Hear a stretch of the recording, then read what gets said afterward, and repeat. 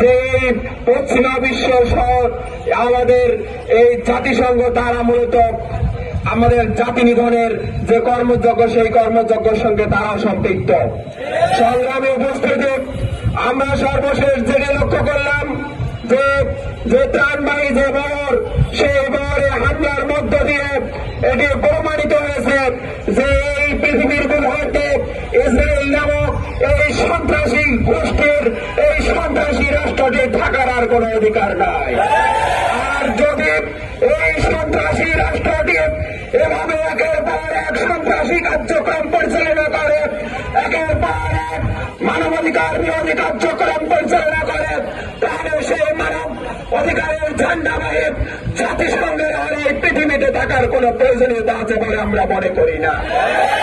এজন্য আমরা অনুরোধ করব জাতিসংঘকে এবং বিশ্বের যে সংস্থাগুলো আছে আপনারা দ্রুত ইসরায়েলের সে যে লাগাম টেনে ধরুন, অন্যতমা পৃথিবীর সমগ্র মুসলিম বিশ্ব একতাবদ্ধ হয়ে যেদিন দাঁড়াবে সেদিন আপনাদের আর কোন অস্তিত্ব থাকবে না।